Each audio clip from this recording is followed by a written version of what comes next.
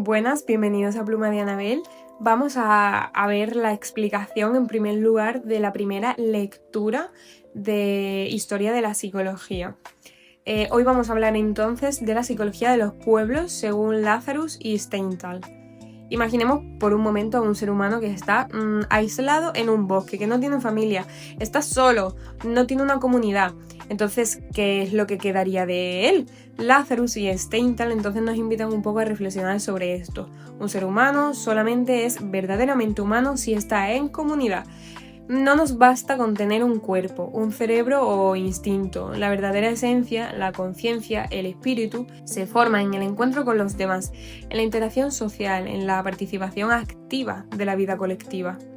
Ellos nos recuerdan que el espíritu no surge de forma individual, sino que es un producto de la sociedad, acumulado a través de generaciones. Cada niño, cada persona se van a encontrar inmersas en un río de tradiciones, de conocimientos, de experiencias que ya incluso antes de su nacimiento existían y que por lo tanto van a moldear el pensamiento de esa persona, las emociones e incluso su voluntad. Pero la participación en este espíritu común, entre comillas, no va a ser uniforme. Hay matices, cercanías y lejanías, círculos de influencia que se cruzan y se entrelazan, generando así la riqueza infinita de individualidades dentro de un mismo pueblo. Para Lazarus y Steinthal, la psicología tradicional estaba incompleta, porque estaba estudiando al ser humano como si pudiera existir fuera de la sociedad. Es hora, decían, de un nuevo enfoque, una psicología de los pueblos, que contemple al individuo, pero que en realidad al mismo tiempo también englobe a toda la sociedad que lo constituye, a los vínculos que lo moldean y a esa cultura que está atravesando a ese individuo. El ser humano individual y el espíritu colectivo no son opuestos, sino que se van a construir mutuamente. Así pues nos enfrentamos a una idea que a mí me parece casi poética, porque cada pensamiento, cada sentimiento y cada acto de voluntad es al mismo tiempo personal y social. La cultura y la historia no serían una especie de fondo indiferente, sino que el escenario y la materia prima de nuestra mente y nuestra identidad está mezclada con ello. Un pueblo entonces no es solamente una colección de individuos, es como si fuese un organismo vivo con su propia psicología que a su vez nos da forma y nos permite crecer. En pocas palabras, Lazarus y Steinthal lo que querían era enseñarnos que no existe un ser humano sin comunidad, que la verdadera humanidad florece solo dentro de la red de relaciones y tradiciones que nos preceden, y que entender al hombre exige también comprender a su pueblo, a su historia, a su cultura. La psicología de los pueblos entonces no es un enfoque académico, es un llamado a vernos como somos, seres humanos que están enraizados en algo que es incluso más grande que nosotros mismos, que sería nuestra sociedad. La segunda lectura obligatoria de la asignatura habla sobre la mente de Eduard Titchener y su psicología estructural y funcional. Entonces vamos a imaginar por un momento que la mente humana es como si fuese un organismo vivo.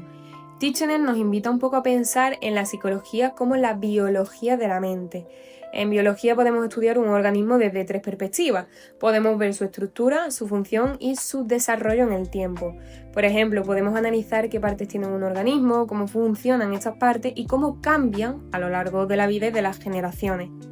Titchener entonces toma presta esta idea y la aplica a la mente. Así como en biología existe la morfología, la fisiología y la ontogenia, pues en psicología también podemos distinguir 3 enfoques que son similares. Primero, la psicología estructural. Aquí el objetivo es descomponer la mente en sus elementos básicos. Las sensaciones, las ideas, las emociones. Es como hacer una disección, pero no de un cuerpo, sino de la conciencia. El psicólogo experimental analiza qué hay en la mente y en qué cantidad, sin preguntarse aún para qué sirve. Por ejemplo, al estudiar una emoción no nos interesa su función adaptativa o social, sino sus componentes esenciales y cómo se combinan. Titchener entonces compara esto con el análisis químico de un organismo. Saber que el protoplasma contiene carbono, oxígeno, hidrógeno y nitrógeno no nos dice nada sobre cómo vive, se reproduce o respira, pero sí que es un paso fundamental para entenderlo. De manera análoga, entonces conocer los elementos mentales es fundamental para entender la conciencia humana. Y luego aparece la psicología funcional, y aquí el enfoque cambia un poco. Ya no se trata solamente de los elementos, sino de cómo funcionan juntos. La mente se ve como un conjunto de procesos que permiten al organismo adaptarse y actuar. Por ejemplo, la memoria, la atención, la imaginación o la voluntad no son cosas aisladas, sino que son funciones que ayudan al individuo a interactuar con su entorno. Titchener entonces subraya que estudiar estas funciones no implica juzgar si son útiles o no para la supervivencia, como propondría William James, ni decidir si son meros epifenómenos, como sostenía Ribot. La pregunta de la psicología funcional es cómo operan estos procesos en el organismo y no su valor último en el universo. Titchener además también identifica otras ramas de la psicología que son complementarias a las anteriores. Tenemos la psicología ontogenética. Se enfoca en el desarrollo del individuo, desde el niño hasta el adolescente. Hoy, por ejemplo, pues se puede relacionar con la psicología del desarrollo y de la educación. También tenemos la psicología taxonómica. Analiza la mente a través de categorías, como emociones, instintos, temperamentos o mentalidades colectivas. Por ejemplo, la mente típica de artistas, de soldados. Esta rama es más descriptiva y clasifica la diversidad mental. También podemos hablar de la psicología funcional de la mente colectiva. Estudia la mente de grupos o comunidades. Aunque todavía es rudimentaria en su época, Titchener señala que fenómenos como la influencia del sentimiento estético en la mentalidad nacional son objetos de interés. Y por último, otra rama de la psicología es la psicología filogenética. Esta está basada en la evolución. Estudia cómo la mente se desarrolló a lo largo de la historia de la especie. Gracias a la escuela evolucionista, esta perspectiva avanza rápidamente y prometía revelar muchísimo sobre el desarrollo mental humano. En síntesis, Titchener nos propone un mapa de la mente humana, que es riguroso y multidimensional. Primero descomponemos los elementos, luego examinamos su función y finalmente entendemos cómo se desarrollan individual y colectivamente a lo largo del tiempo. La psicología entonces no es solamente estudiar emociones o pensamientos aislados, es comprender la estructura y el funcionamiento de la mente en su totalidad, tanto del individuo como de la especie. Así que cuando piensen en psicología estructural de Titchener, imaginen a un científico frente a un microscopio diseccionando la conciencia para revelar sus piezas más esenciales. Y cuando piensen en psicología funcional, pues imagínense un organismo vivo, una mente en acción que se está adaptando, aprendiendo y transformando el mundo. La genialidad de Titchener fue demostrar que ambos enfoques en realidad son complementarios. Conocer la estructura es entender la materia prima y estudiar la función es entender pues, la vida misma de la mente. Para entender la tercera lectura obligatoria vamos a irnos al siglo XX y vamos a explorar la mente de Margaret Floyd Washburn, una pionera que abrió caminos para las mujeres en la ciencia y en la psicología comparada. Margaret, que era una joven de Nueva York, nacida en 1871 en una familia bastante cómoda, con curiosidad tanto por la filosofía como por la ciencia. Esa joven es Margaret Floyd Washburn, quien comenzó sus estudios en el Vassar College, destacando en varias disciplinas. Su fascinación por la mente la llevó a la Universidad de Columbia, donde asistió a las clases de James McKim Cattell, aunque solamente como oyente, porque en aquella época las mujeres pues raramente eran admitidas en estudios de posgrado. Gracias a la recomendación de Cattell, Margaret ingresó en la Universidad de Cornell y fue en 1894 que se convirtió en la primera mujer en Estados Unidos en obtener un doctorado en psicología, bajo la tutela de Edward Titchener, que fue heredero directo de la tradición estructuralista de Wundt. De la mano de Titchener, Washburn colaboró con el estructuralismo, estudiando la mente como un conjunto de elementos conscientes. Sin embargo, pronto su curiosidad pues, la llevó muchísimo más allá de esto. El movimiento, la conducta de los organismos y la relación que hay entre acción y pensamiento fue principalmente su objeto de estudio. Tras su doctorado enseñó en varias instituciones, hasta regresar a Vassar en 1903, donde fundó un laboratorio modesto de psicología experimental. Allí desarrolló su carrera centrada en la psicología comparada, especializándose en la conducta animal. En 1908 publicó The Animal Mind, un libro que durante 25 años fue un texto básico en psicología y que ofrecía un enfoque riguroso para estudiar la mente de los animales sin caer en la anécdota o el prejuicio humano. en 1916, con Movement and Mental Imagery, propuso su teoría motora de la conciencia, destacando que el pensamiento está estrechamente ligado a la actividad física. Cuerpo y mente están conectados en un flujo inseparable de acción y cognición. Pero dicho esto, ¿cuál es realmente la gran dificultad que enfrentaba Washburn al estudiar la mente de los animales? Ella lo explicaba con muchísima claridad. La mente de cada ser es inaccesible salvo para uno mismo. Solo podemos inferir lo que otros piensan o sienten basándonos en nuestras propias experiencias. Esto ya es un desafío con otros seres humanos. Pues imagínate meterte en la mente de un perro, de un insecto o de una avispa, llevar pues el problema a niveles superiores. Los animales no nos pueden hablar de su experiencia ni de sus sistemas sensoriales o nerviosos. Entonces es muy complicado. Por eso el enfado de una avispa pues no se parece al nuestro. Su circulación, su respiración y su estructura corporal son completamente diferentes. Y esto hace que la conciencia de la avispa pues sea en gran medida incomprensible desde nuestra perspectiva. A pesar de todos estos obstáculos, Washburn enfatiza que podemos acercarnos a la mente animal a través de la observación rigurosa de su comportamiento y de la experimentación. Las inferencias se basan en sus acciones, en los sonidos o las reacciones, pero siempre, obviamente, considerando que no hay un lenguaje ni una intención de comunicarse. Esto paradójicamente puede llegar a ser una ventaja. A diferencia de los humanos, los animales no alteran su respuesta por autoconciencia o por deseos de impresionar, lo que nos permite al final obtener información que es más pura sobre el comportamiento de estos animales. Así, la psicología comparada de Washburn se convierte en un puente hacia completamente lo desconocido, estudiar la mente de seres que no hablan, que sienten y actúan de maneras radicalmente distintas a nosotros y aún así descubrir principios generales sobre cómo funcionan los procesos mentales, desde la discriminación sensorial hasta la memoria, la atención y la imaginación, pasando por la relación que hay entre movimiento y pensamiento. Margaret Floyd Washburn no solo fue una pionera en la psicología comparada, sino también en abrir el camino para las mujeres en la ciencia. Fue coeditora del American Journal of Psychology, la primera mujer miembro de la Society of Experimental Psychologists y la segunda presidenta de la APA. Su trabajo legitimó la presencia de las mujeres en la investigación científica y dejó una huella duradera en la psicología, recordándonos que comprender la mente humana y animal requiere curiosidad, rigor y valentía para explorar lo desconocido. Así que bueno, cada vez que piensen en la mente de un perro, de una hormiga o incluso de vosotros mismos, recuerden a Margaret Washburn, que fue la científica que nos enseñó a mirar más allá de nuestras limitaciones y a inferir con precisión y creatividad lo que ocurre en las mentes que nunca podremos experimentar directamente. La cuarta lectura también es muy interesante porque es básicamente sobre el universo profundo y fascinante de la mente, pero según Sigmund Freud, que recordemos que es el padre del psicoanálisis. Y vamos a hablar un poco pues, de la revolucionaria teoría del aparato psíquico.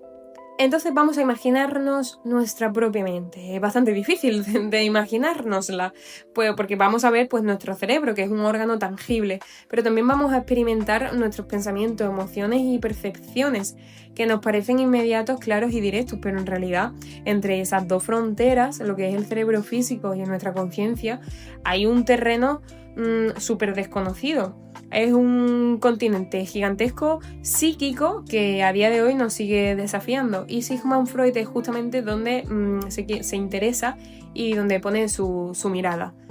Freud parte de una hipótesis central.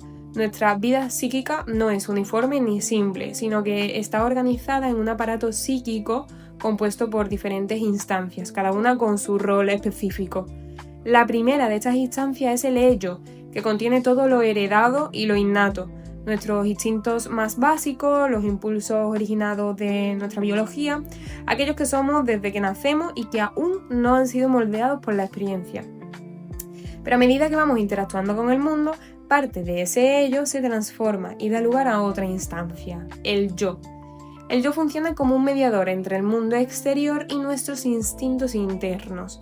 Frente al entorno, el yo aprende a percibir estímulos, a almacenar experiencias en la memoria, a evitar los peligros y a aprovechar oportunidades, y frente al ello, pues lo que hace es regular la satisfacción de los impulsos, los aplaza o los reprime según las circunstancias.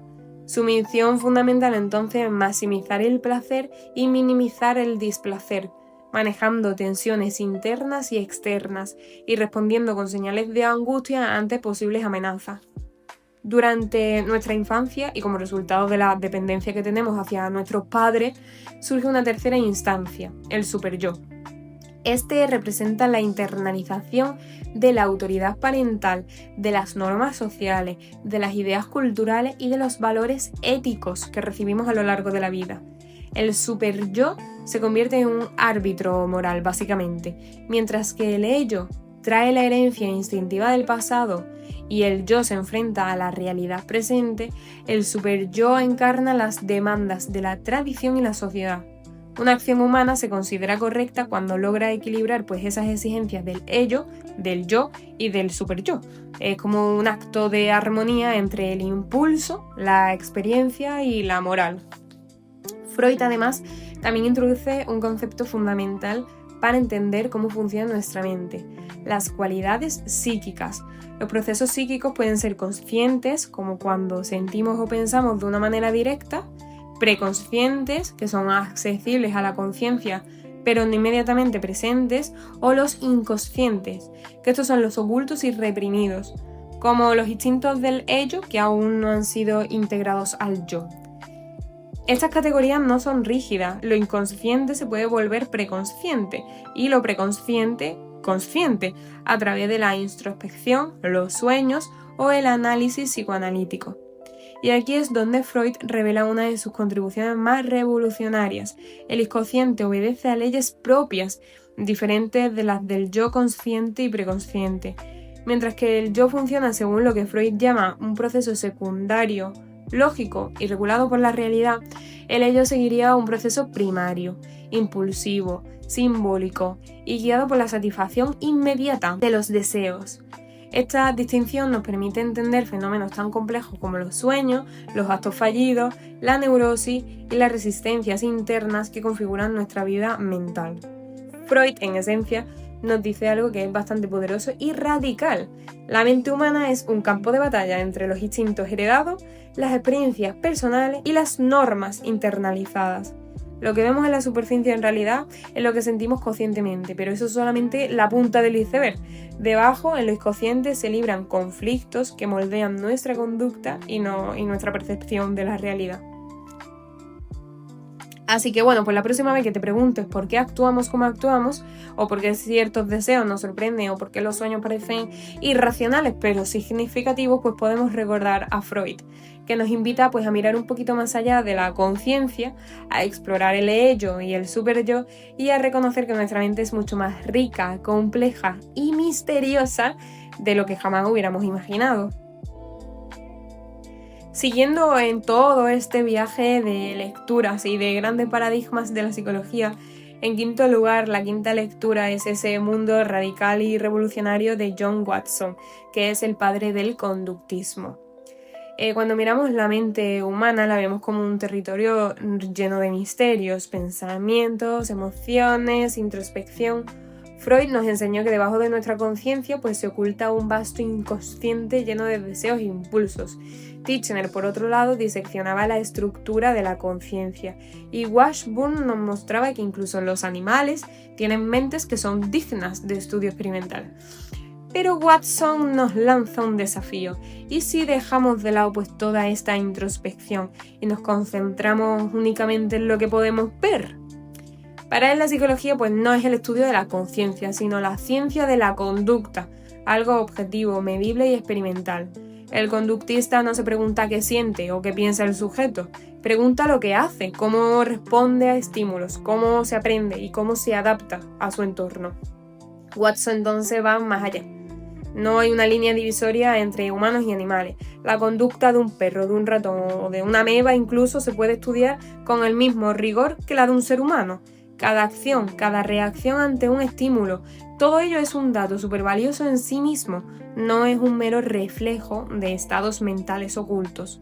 La psicología aquí entonces deja de ser introspectiva y especulativa y se convierte en una ciencia natural, como si hablamos de la física o de la química, con una serie de leyes que regulan la conducta.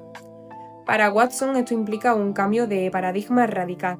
La introspección entonces no es necesaria. La conciencia no es el objeto central de estudio y los experimentos se deben de enfocar en la predicción y control de la conducta. Aprendizaje, forma de hábitos, refuerzo, persistencia de respuesta, todo se puede medir y manipular sin tener que recurrir a lo que la mente siente o piensa. Incluso los comportamientos más simples de las amebas tienen un valor científico por sí mismos y nos enseñan cómo emergen las leyes de la conducta independientemente de la especie. El impacto de Watson no es solo conceptual, sino también metodológico. Nos insta a abordar la psicología como un campo introspectivo, plegado de especulaciones sobre la conciencia y a abrazar también un poco esa objetividad absoluta.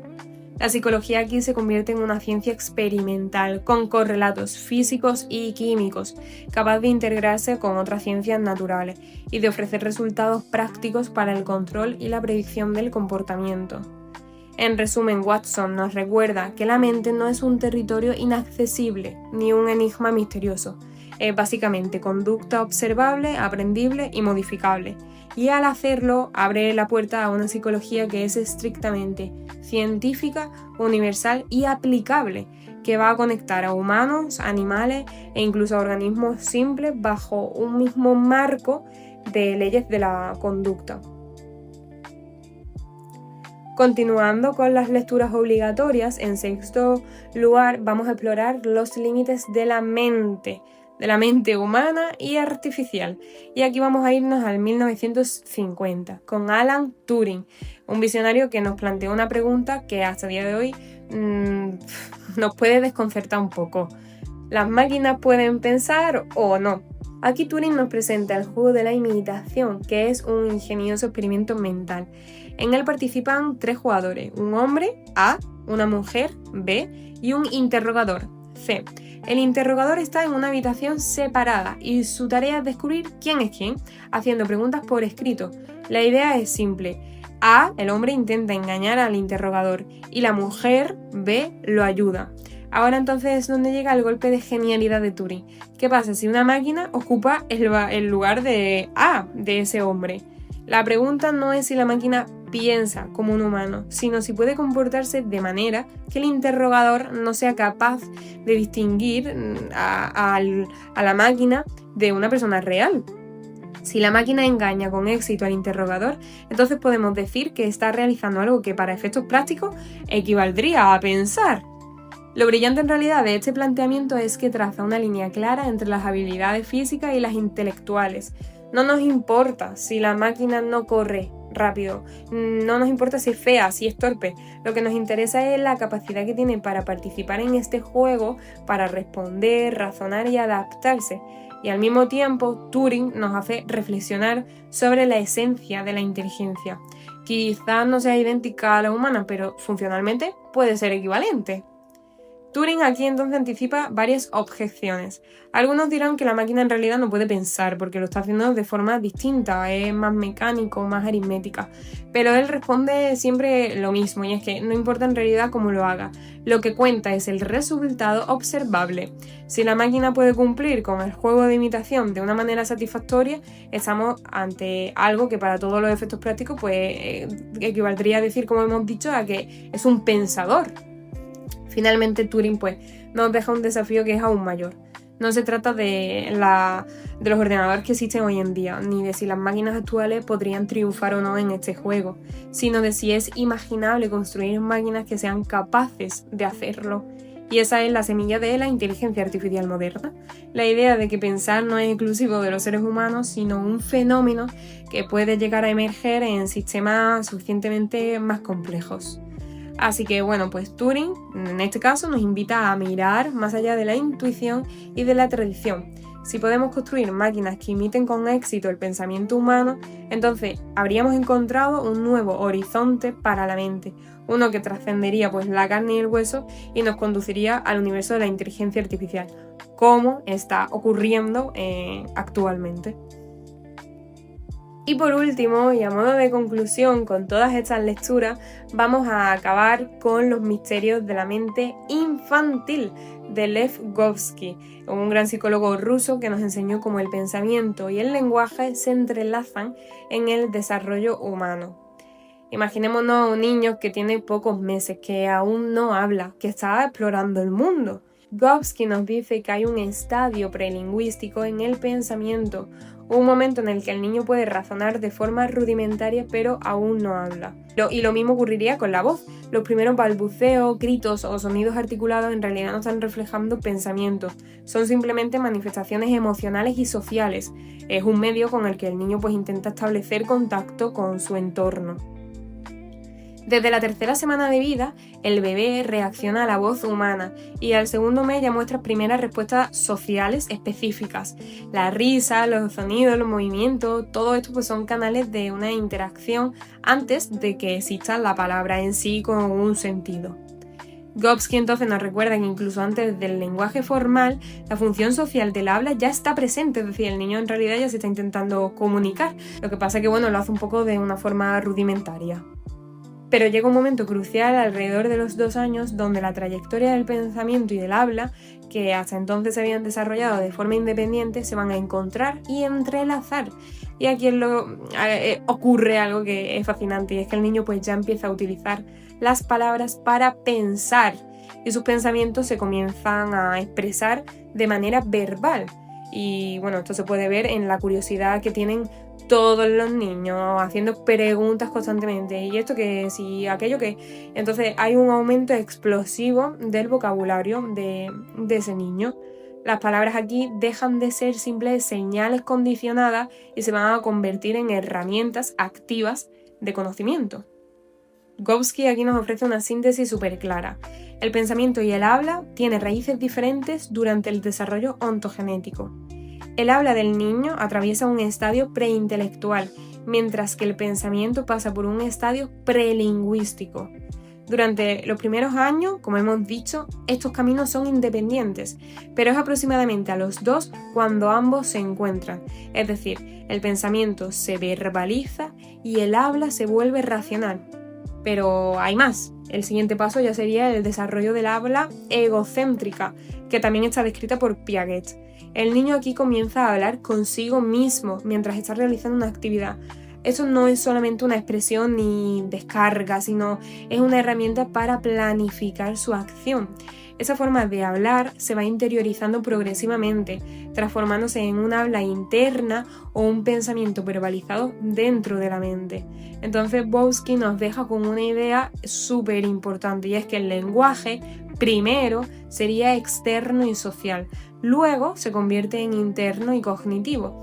Y es gracias a este proceso que podemos estudiar el desarrollo del pensamiento, entre comillas, en vivo, observando cómo las palabras que se pronuncian exteriormente se convierten poco a poco en herramientas para organizar y guiar la conducta del niño. En pocas palabras, Vygotsky nos enseña que el lenguaje no es solamente comunicación, sino que es el puente que hay para convertir la experiencia en pensamiento y que permitiría al niño transformar sus primeras reacciones prelingüísticas en un intelecto activo y reflexivo. Dicho esto, estarían finalizadas y explicadas pues todas las lecturas de este curso 25-26 de Historia de la Psicología. Espero que haya quedado un poquito más clara. La verdad que las lecturas son súper cortitas y se leen fácilmente, entonces os animo a que también las leáis y luego, pues que ojalá os haya ayudado las explicaciones. Muchísimas gracias y nos vemos en la siguiente asignatura.